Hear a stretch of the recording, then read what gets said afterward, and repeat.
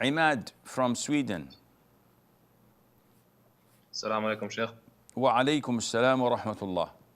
So, Sheikh, I'm wondering if this event that was narrated about Hatim al-Asam is authentic, and if we should apply it in our prayer. And I'm also wondering about the method. What is it that was narrated by Hatim al-Asam? That when he stands in prayer, he feels that he's standing in front of Allah, and that the help. Is it this one? Yes, and I'm wondering how to know if such events are authentic. What's No, this is something that is not from the Quran, nor from the Sunnah. So it is not something that we're encouraged to follow. Nevertheless, each one of us may have his own experience that would increase his khushu' in salat.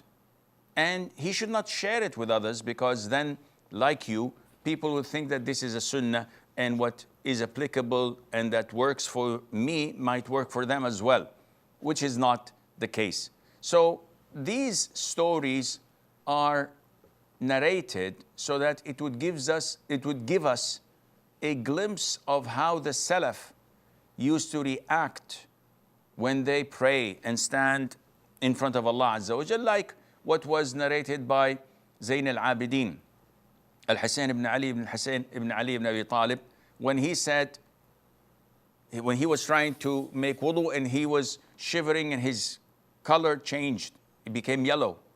So people said, are you sick? He said, no, but I'm just imagining who am I going to stand in front of in few minutes' time. So such fear of Allah Azza wa Jal is different from one person to the other. And what works with someone may not work with the other. And at some times we're so negligent, we look at these stories and say, duh, what is this?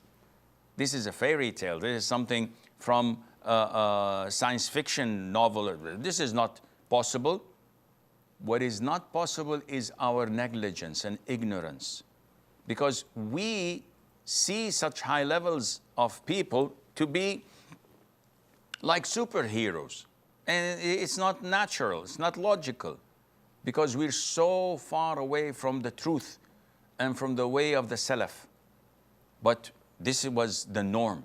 When we hear stories about Umar crying all night long, when we hear stories about Abu Bakr, may Allah be pleased with them, it was unable to finish reciting the Quran because of his crying.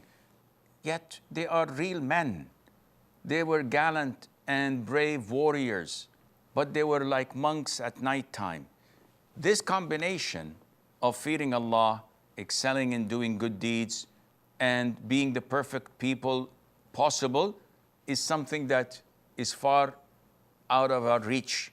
So we think, and this is why instead of wanting to be like them, we start to say that this is not possible, this is not true. It is true.